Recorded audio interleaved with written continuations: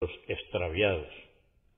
Y cuando vio salir el sol, dijo: Este es mi Señor, este es más grande aún. Pero cuando desapareció, exclamó: Oh pueblo mío, soy inocente de lo que le asociáis. Me consagro a quien creó los cielos y la tierra. Soy monoteísta y no de los que le asocian copartícipes. Todo esto nos lo dice Alá en el Corán, en el capítulo 6, versos 76 al 79. El concepto de monoteísmo en el Islam. Ser musulmán significa sumiso a Dios y creer en la unicidad de Dios, que Él es el único creador, preservador, sustentador, etc. Esta creencia, llamada el monoteísmo en el señorío y dominio, de por sí no es suficiente para ser creyente. Los idólatras contemporáneos del profeta, la paz sea con él, sabían y creían que sólo Dios podía hacer todo esto, y sin embargo, eso no los hacía musulmanes. El monoteísmo del señorío y el dominio se ve complementado por el monoteísmo en la adoración, es decir, que sólo Dios tiene el derecho legítimo a ser adorado. Nos dice el Corán en el capítulo 4, verso 171, Oh gente del libro, no os extralimitéis en vuestra religión. No digáis acerca de Dios sino la verdad. Ciertamente, el Mesías, Jesús, hijo de María, es el mensajero de Dios, y su palabra sé que depositó en María, y un espíritu que proviene de él. Creed pues en Dios y en sus mensajeros. No digáis que es una Trinidad. Desistid, pues es lo mejor para vosotros. Por cierto, que Dios es la única divinidad, glorificado sea. Es inadmisible que tenga un hijo. A él pertenece cuanto hay en los cielos y la tierra. Es suficiente Dios como protector. Cuando la fe penetra en el corazón, la persona experimenta un sentimiento de agradecimiento a Dios, que es la esencia de la adoración.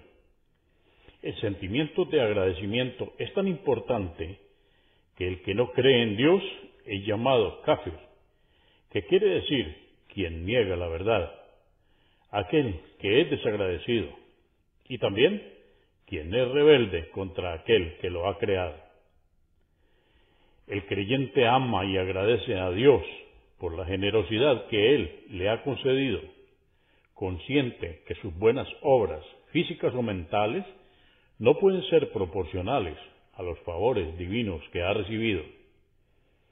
El individuo está siempre atento y ansioso porque anhela complacer a su Señor. Este estado mental no puede ser adquirido sin estar consciente de Dios constantemente. El recuerdo permanente de Dios es la fuerza vital de la fe. De lo contrario, ésta se marchita y desaparece. El Corán trata de desarrollar este sentido de agradecimiento en el corazón del ser humano, repitiendo frecuentemente los atributos de Dios.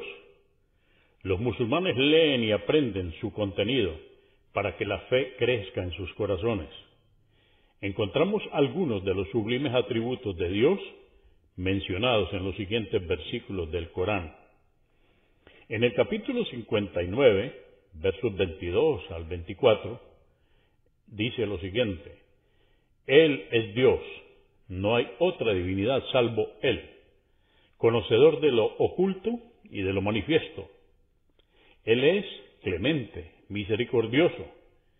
Él es Dios, no hay otra divinidad salvo Él, soberano, santísimo, pacificador, dispensador de seguridad, celador, poderoso. Glorificado sea Dios. Él está por encima de lo que le atribuyen. Él es Dios, creador, iniciador y formador. Suyos son los nombres y atributos más sublimes.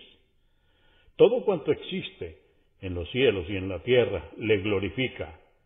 Él es poderoso, sabio. También en el Corán, en el capítulo 2, verso 255, Alá nos dice: Dios, no existe nada ni nadie con derecho a ser adorado excepto Él, viviente, se basta a sí mismo y se ocupa de toda la creación. No lo toma somnolencia ni sueño.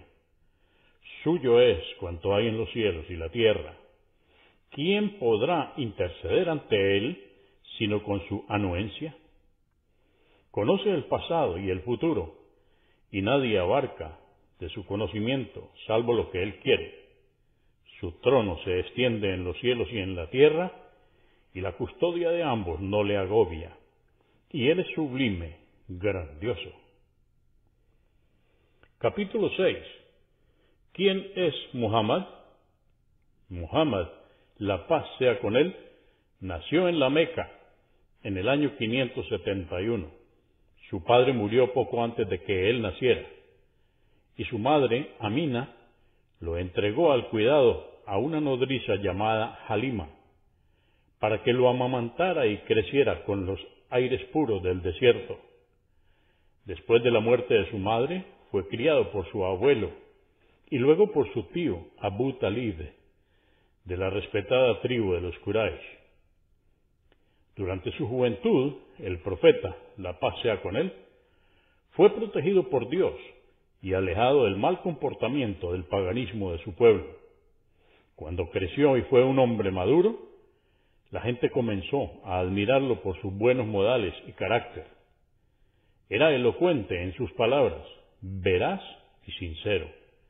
Lo apodaban el confiable.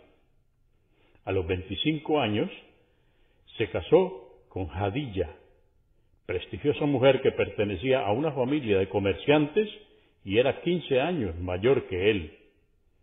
Muhammad, la paz de Dios sea con él, tenía una profunda naturaleza religiosa. Solía retirarse a meditar a una cueva en un monte llamado La Luz. A los 40 años de edad, mientras se encontraba en el monte, recibió por primera vez la revelación de Dios a través del ángel Gabriel, quien le transmitió los primeros versículos del Sagrado Corán. Estas revelaciones continuaron por 23 años hasta conformar lo que hoy conocemos como el Sagrado Corán. Tan pronto comenzó a recitar lo escuchado del ángel Gabriel y a predicar esa verdad, el profeta y sus seguidores comenzaron a ser perseguidos. Esta situación llegó a ser tan despiadada que Dios le dio la orden de emigrar de la Meca, ciudad en ese entonces de idólatras y materialistas, a Medina, algo más al norte, iniciándose en ese momento el comienzo del calendario musulmán, o más conocido como la Égira. En la ciudad de Medina se construyó la primera mezquita islámica. El profeta Muhammad nunca aprendió a leer ni a escribir. Era iletrado, aún después de recibir la revelación divina. Con el paso del tiempo, los musulmanes volvieron a la Meca, estableciendo allí al Islam definitivamente. Antes de su muerte, a los 63 años, el Islam se había difundido por toda Arabia y luego se